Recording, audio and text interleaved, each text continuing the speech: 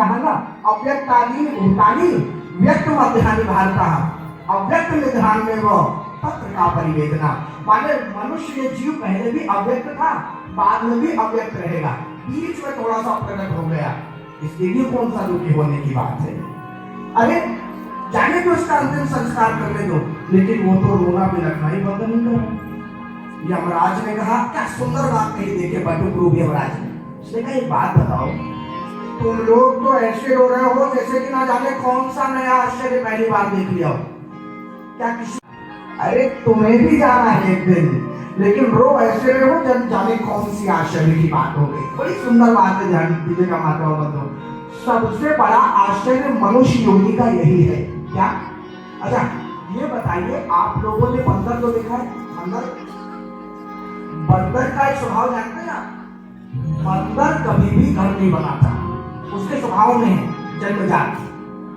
और जब वर्षा होती है ना, तो वर्षा में बड़ा छटपटाता है।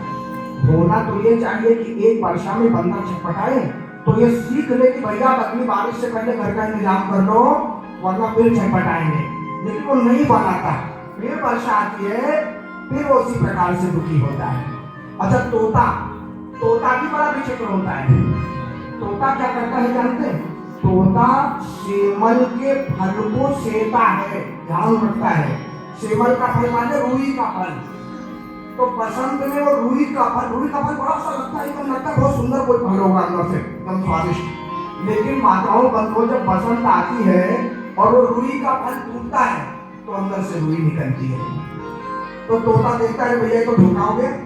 तो होना तो ये चाहिए पहली बार जब वो फल लगे तो तोता समझ जाए कि ये धोखा है, इसकी सेवा नहीं करनी है, तो अंदर से रूई है। लेकिन फिर वो फल लगता है, फिर तोता उसी प्रकार से उसका ध्यान रखता है और फिर रूई निकलती है, फिर धोखा हो जाता है। चलो ये तो पशु पक्षी है, मनुष्य उनसे बड़ा मूर्ख है, क्योंकि मनुष्य तो दिन रात जाते हुए देख रहा है एक दूसरे को। महाभारत की कथा आती है, जब यक्ष ने धर्मराज युधिष्ठिर से पूछा, 100 प्रश्न हुए दोनों के बीच में, कथा आप लोग जानते हैं। वो पांचों पानी पीने गए थे, उन्होंने पहले उत्तर देना पड़ेगा तब पानी देंगे, सब मूर्छित हो गए, धर्मराज अंत में गए। यक्ष ने बोला एक बात बताओ धर्मराज, इस संसार का सबसे बड़ा आश्चर्य क्या है? तो धर्मराज ने कहा ऐसा है यक्ष, अहन्यहनि भूतानि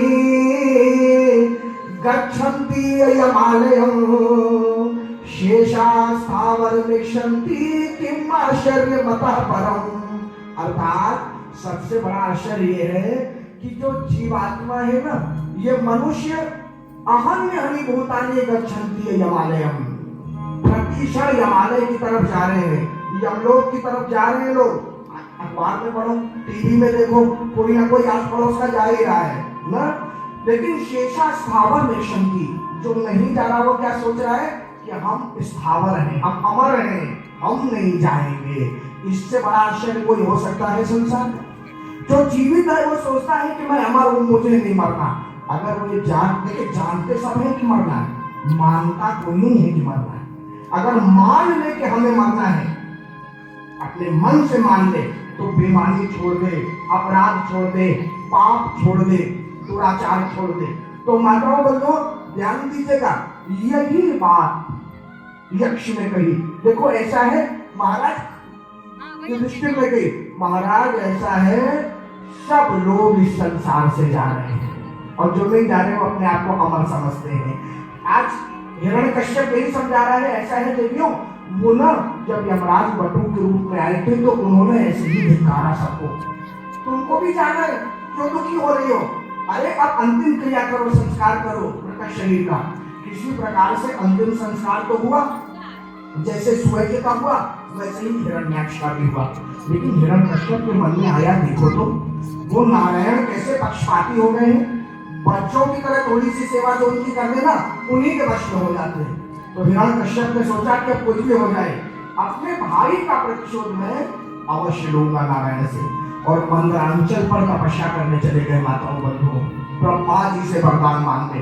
उधर हिरण्यकश्यप तो चले गए तपस्या करने। अच्छा उसमें भी बड़ी सुंदर घटना हो गई। देखिए जब तपस्या करने हिरण्यकश्यप निकले तो देवता जानते थे कुछ अनर्थ करेगा ये, तो बृहस्पति जी महाराज से निवेदन किया और बृहस्पति जी मार्ग में एक वृक्ष पे तोता बन के बैठ गए। हिरण्यकश्यप जैसे गुजरे तो बृहस्पति जी बोलते हैं नारायण नारायण। तो हिरण्यकश्यप को लगा देखो तो जिसको मैं मारने जा रहा था उसी का नाम सुन लिया, सारा दिन खराब चला गया आज का। तो मोटी गड़बड़ है, कल चलेंगे। वापस आया तो माता कयादु उनकी धर्म पत्नी, उन्हें पूछा बताइए स्वामी आप तो तपस्या करने जा रहे थे, वापस कैसे आ गए? क्या बताऊं देवी, मैं गया और एक तोता ना बड़ी गलत बात बोल दिया तो मैं वापस आ गया। क्या बोला? अरे उसने बोल दिया नारायण नारायण। माता कयादु प्रसन्न हो गई, अरे किसी बहाने इन्होंने नारायण के नाम का उच्चारण तो किया। नाश्ता पानी लेके आए बाल को, स्वामी मैं भूल गई थी क्या बोला था उस तोते ने। ओहो कितनी बार तुमको बताऊं, बोला तो नारायण नारायण बोला था। फिर प्रसन्न हो गई, फिर भोजन आदि लेके आई। अरे मेरे फिर दिमाग से कर क्या बोला था उन्होंने। माता तो बच्चों से कोई नीति सब ध्यान रखती है, लेकिन पिताजी अपने बिजनेस के कारण नौकरी के कारण रोज तो बच्चे से बात कर नहीं पाते, संडे वनडे का समय मिलता है तब पिताजी मिलते हैं। तो घूमते हुए देखा, अरे प्रहलाद जी इधर आ। प्रहलाद जी आए और हिरण्यकश्यप के चरणों पे लौट गए। हिरण्यकश्यप ने कहा जैसा हर पिता पूछता है, क्यों कौन सी क्लास में पहुंच गए हो, क्या पढ़ा रहे हैं टीचर, ऐसी ऐसी बातें पूछता है पिता। तो हिरण्यकश्यप ने भी पूछा क्यों प्रहलाद क्या सीखा, क्या बता रहे तुम्हारे गुरुजी कुछ पढ़ा रहे कि नहीं पढ़ा रहे, हमें भी तो बताओ। प्रहलाद जी ने कहा पिताजी मैंने तो केवल एक ही बात गुरुजी से सीखी है कि तत्साधु मन्ये असुर वर्ण देहिना सदा समुद्रम सदिना हित्वात्म पातम ग्रहणंद कूपम वनम गतो यद्विर्माश्रयेत।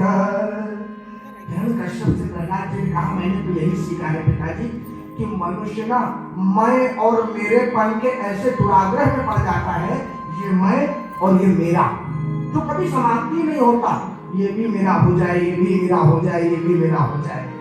और ये ऐसा अंधा कुआं है कि जिसमें एक बार गिरने के बाद ऊपर उठने का कोई मार्ग नहीं मिलता। मनुष्य को तो ये चाहिए कि अपने चौथेपन में समस्त मैं मेरेपन को त्याग करके और वन में चला जाए, श्री नारायण के चरणों में अपनी भक्ति लगा ले। इतना सुना कि हिरण्यकश्यप को हाथ मार के हंसा। आज बोला देखो तो कैसी बेवकूफ और मूर्खों जैसी बातें कर रहा है ये नारायण की बात कैसे करने लग गया। गुरुओं को डांटा, क्यों क्या सिखा रहे हो तुम लोग, ध्यान रखो। मुझे तो लगता है कि निश्चित ही कोई नारायण का पक्षपाती यहाँ करके बैठ गया है गुरुकुल में, जिसको गलत गलत सलाह दे रहा है, इसको ध्यान रखो। ठीक है सब बेचारे गुरु सब डर गए और माताओं बंधुओं फिर समय बीता। एक बार की फिर बात है माताओं बंधुओं, फिर ऐसे ही कोई रविवार आदि छुट्टी गए होगी। फिर हिरण्यकश्यप के पास प्रहलाद जी आए, फिर बुलाया और बुला करके पूछा क्यों प्रहलाद क्या सीखा आप तो बताओ, कुछ गुरुजी ने अच्छा सिखाया कि नहीं सिखाया। तो प्रहलाद जी ने गुरुजी की तरफ देख के बोला गुरुजी बता दो क्या सिखाया। अब गुरुजी नहीं डरते, गुरुजी सोच रहे हैं भैया जो मैंने सिखाया हो वही बताना, अपने मन से तुम न जाने क्या बता दो और डांट हमको पड़े, बता दो क्या सीखा तुमने। प्रहलाद जी कहते हैं पिताजी मैंने तो केवल यही बात सीखी है कि श्रवणम कीर्तनम विष्णु स्मरणम पाद सेवनम अर्चनम वंदनम दास्यम साख्यम आत्मनिवेदनम। मैंने तो भगवान की जो नौधा भक्ति है ना, श्रवण कीर्तन अर्चन चरण वंदन साख्य भक्ति आत्मनिवेदन भक्ति दास्य भक्ति, इन 9 प्रकार की भक्ति में जो अपने मन को लगा लेता है ना, वो भगवान श्री नारायण के चरणों की प्राप्ति कर ही लेता है। मैंने तो ये बात सीखी है पिताजी। अब इतना सुना कि हिरण्यकश्यप तो एकदम क्रोध से लाल हो गया और गुरुदेवों को देख के शंडा मार के गुरुदेव शुक्राचार्य के बच्चे क्या बुद्धि बिगाड़ दी मेरे बच्चे की, क्या क्या सिखा दिया तुमने, मैंने इसलिए भेजा था तुम्हारे पास, ये नारायण का पक्षपाती हो रहा है। गुरुदेवों ने कहा ऐसा है महाराज हम सच कह रहे हैं, हमने इसको कुछ भी नहीं सिखाया। तो हिरण्यकश्यप ने कहा ऐसी बात करता है तो मारते क्यों नहीं हो। गुरुदेवों ने कहा ऐसा है महाराज जब ये शैतानी करता है तो इसके पड़ोस वाले बच्चे को खूब मारते हैं। उनके कहने का कारण क्या है? अरे आपका बच्चा है, कभी किसी के मालिक के बच्चे को टीचर मार पाया है ढंग से? अगर स्कूल का मालिक का बच्चा ही पड़ोस वाले को डांट पड़ेगी सजा, मस्ती यदि दोनों करे तो पड़ोस वाले को बहुत मारते हैं। अरे बिल्कुल इसको मारा करो। और हिरण्यकश्यप ने कहा अगर अपना पुत्र भी रोग के समान अपना विरोध करने लग जाए तो वो शत्रु है, और यदि किसी दूसरे का पुत्र भी अपना सहयोगी बन जाए तो वो औषधि के समान है। ये जो 5 वर्ष में अपने काका के हत्यारे को भूल गया, अरे जो अपने परिवार का नहीं हुआ वो नारायण का ही क्या होगा? इसका वध कर दो। अब हिरण्यकश्यप ने तो आदेश दे दिया, सारे राक्षस प्रहलाद जी का वध करने के लिए लग गए। पहले तो शूलों से भेदना प्रारंभ किया और इतना शूल मारा, लेकिन प्रहलाद जी महाराज को तो शूलों का कोई असर ही ना हो। हिरण्यकश्यप ने सोचा कि इतना मारने के बाद भी कोई असर नहीं, तो सबने कहा चिंता न करिए, बहुत सारे उपाय हैं मारने के, ध्यान दीजिएगा। अब बताओ बोलो, कभी राक्षस ले जाए और प्रहलाद जी को पर्वत के ऊपर से गिराते हैं तो काय टोकरी में रखते हैं, कई महीनों तक भूखा रखते हैं, लेकिन दरवाजा खोले तो फिर वैसे के वैसे ही प्रहलाद जी स्वस्थ।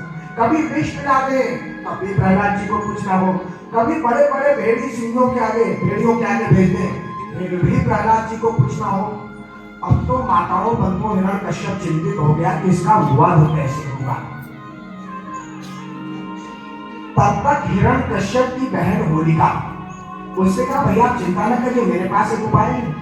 मेरे पास एक ऐसा वस्त्र है कि जिसको पहन के मैं बैठ गई ना तो मुझे तो कुछ नहीं होगा, लेकिन मेरे साथ कोई बैठा तो वो जरूर जल जाएगा। सबने कहा ठीक है, ये भी उपाय कर लो। माताओं बंधुओं, नगर निमिष कुमारी एक विभीषण कर ग्रह नाही। विभीषण भी नहीं जला, माता जानकी भी नहीं जली, हनुमान जी भी नहीं जले, एकदम श्रीखंड के ऊपर आनंद ले रहे हो ऐसे थे। अब तो हिरण्यकश्यप की चिंता की सीमा थी।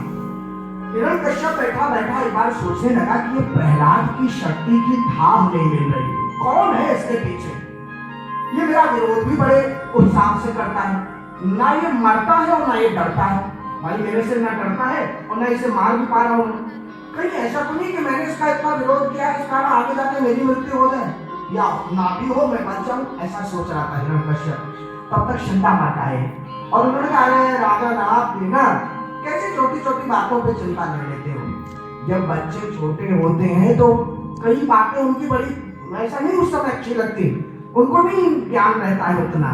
छोटे बच्चे तो बड़ा उत्पात करते हैं, बड़े बदतमीज होते हैं कि नहीं? अगर कुछ बच्चों को आपने देखा है कि नहीं? उदाहरण समझिए, जैसा एक ही परिवार में दादा दादी माता पिता नाती पोते रहते हैं, तो कई बार क्या होता है कि दादा दादी अपने बेटे को, जो छोटे बच्चे के पिता हैं, उनको नाम से बुलाते हैं, ए दिनेश, ए रमेश, ए राकेश, वो तो यूं ही बुलाएंगे। तो जो छोटा बच्चा होता है वो भी आदतन क्या करता है, अपने पिताजी को ए रमेश, ए राकेश बुलाता कि नहीं बुलाता? कई बार भाई वही सुनता है वो, तो वही नाम से बुलाने लगता है। लेकिन ऐसा थोड़ी कि जब बड़ा हो जाता है उसके बाद तो अपने पिताजी को रमेश राकेश करके बुलाता है, तब समझ जाता है कि भाई वो बचपन की बात थी, बच्चे को बुरा भी नहीं मानते माता पिता। तो यही बात कही कि अभी बच्चा है, सुधर जाएगा, बड़ा होने पे ज्ञान आ जाएगा, इतनी कोई चिंता की बात नहीं। और ऐसा है राजन, हमारे गुरुदेव शुक्राचार्य जी बात है, इसको कुछ समय वरुण के पास में बांध के रखो, अब शुक्राचार्य की ट्रेनिंग में इसको ज्ञान दिया जाएगा। ठीक है, हिरण्यकश्यप तैयार हो गए। अब माताओं बंधुओं, शुक्राचार्य की ट्रेनिंग प्रारंभ हुई। एक बार की घटना है कि गुरुदेव को गुरुकुल से बाहर जाना पड़ा। जैसे स्कूल के बच्चे भी बैठे हैं, सब बच्चे बैठे हैं, होता क्या है कि जब टीचर क्लास में नहीं रहता तो क्लास की जिम्मेदारी किसको दी जाती है उस समय?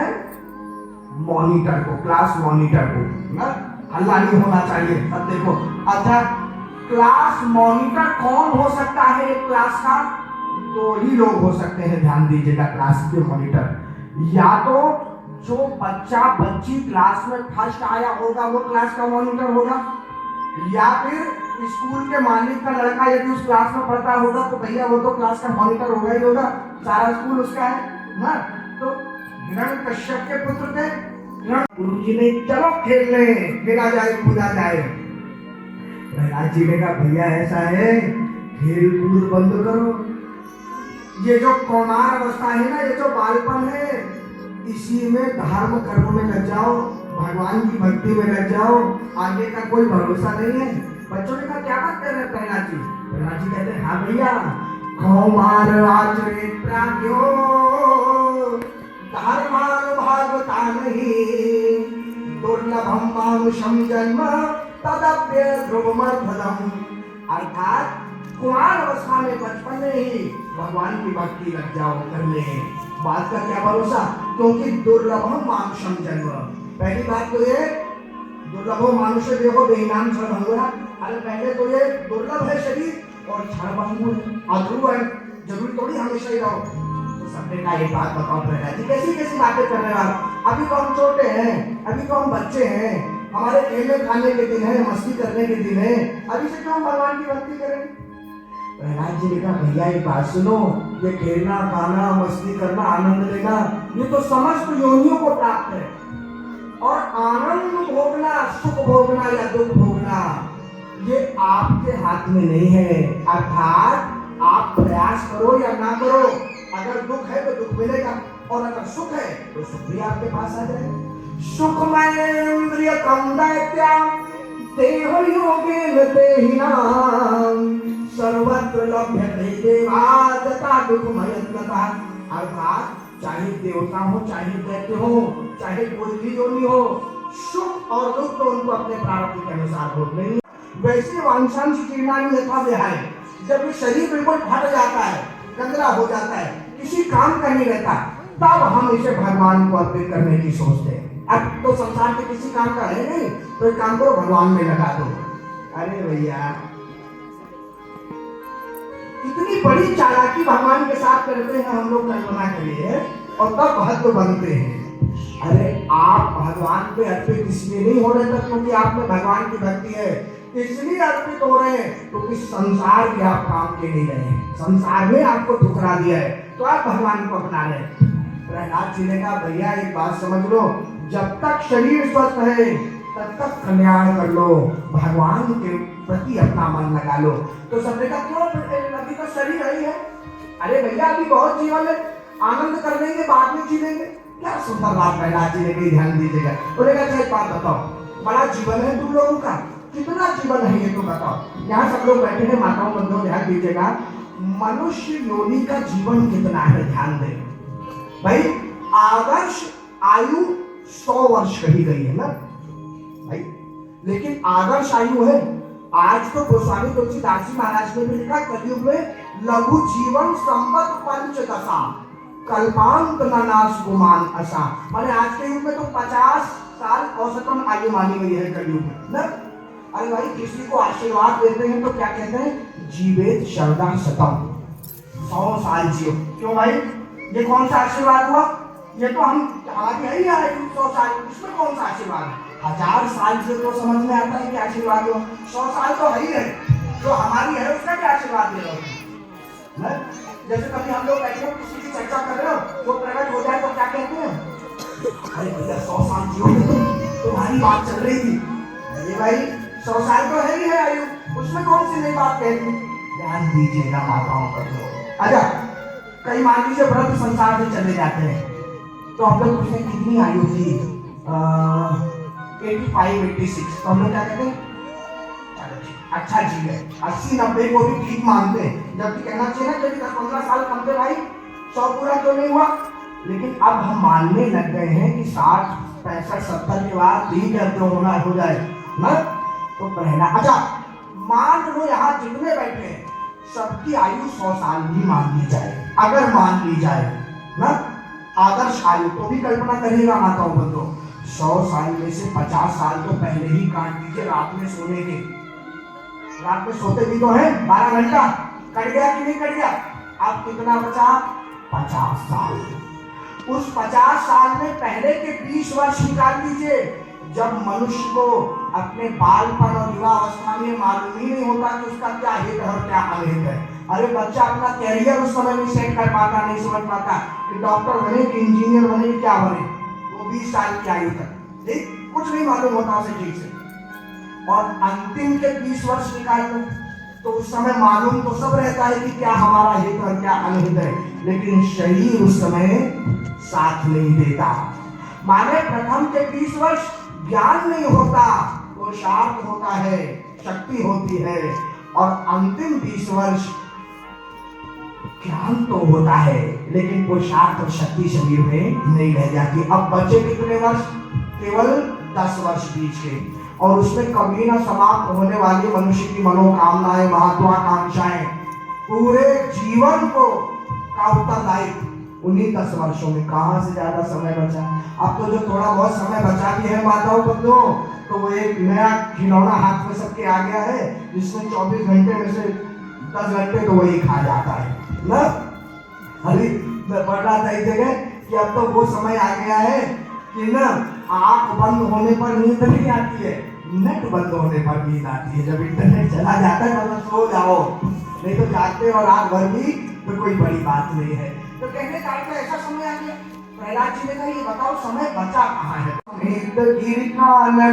हर दूषण तृष्णा और पाली, बधे सकल अतुलित बलशाली, हर को दंड कठिन जय पंजा, तेरी समेत नप तल मत खंजा, और जाके बल लवलेश तय जिले उचराचर धारी, पास दूत में जा करी हरियाणे प्रिय नारी। अरे रावण तो मुझसे पूछता है, अरे उसके बल पर धरई जो विविध देह सुरता, तुमसे सखन सिखावन दाता। इस संसार में जो भी है सब उन्हीं के बल पे चल रहे हैं। आज जब हिरण्यकश्यप ने पूछा प्रहलाद से, पता प्रहलाद किसके दम पर तूने ये सब किया? प्रहलाद जी ने हाथ जोड़ के कहा, पिताजी आज मुझसे क्या पूछ रहे हो कि मैंने किसके बल पे किया? केवल मैं ही नहीं हूं जो उसके बल पे सब कुछ कर रहा है, सभी संसार में उन्हीं के बल पे कर रहे हैं। तुलसीदास जी महाराज ने दृश्य को लिखा कि काली कृपा न कहूं, वो कृपा थी जिसमें कहीं कृपा नाम का शब्द नहीं था, कृपा न कहूं, पितु काल राम कहा। जैसे ही क्रोध में आकर के हिरण्यकश्यप ने बोला कहाँ है तेरे राम, तो प्रहलाद जी ने कहा कहाँ नहीं है मेरे राम, सब खाओ है। अच्छा तो खंभों में, इस खंभे में भी है, तो भैंस चल रही थी, भैंस में क्या होता है? अच्छा कर लो बेटा, हाँ कर लेंगे। पानी पे तैर जाओ, तैर जाएंगे, उड़ जाओ, जाएंगे, क्या कहना है? भैंस में तो व्यक्ति जिसमें बोलता है, बात करता है। प्रहलाद जी ने कहा हाँ है खंभे में, बोलो क्या कहना है? तो हाँ सुनिहात रखे हरि जागे, तुरंत नरसिंह भगवान प्रहलाद जी के पुकारने पर उस खंभे को फाड़ के ऐसे निकले जैसे जड़ भरत जी महाराज की रक्षा में भद्रकाली माता मूर्ति फाड़ के निकली थी ना। तो बैरी बिदारी भाई विकराल, कहे प्रहलाद ही के अनुरागे। केवल प्रहलाद जी के प्रेम में भगवान निकल रहे हैं।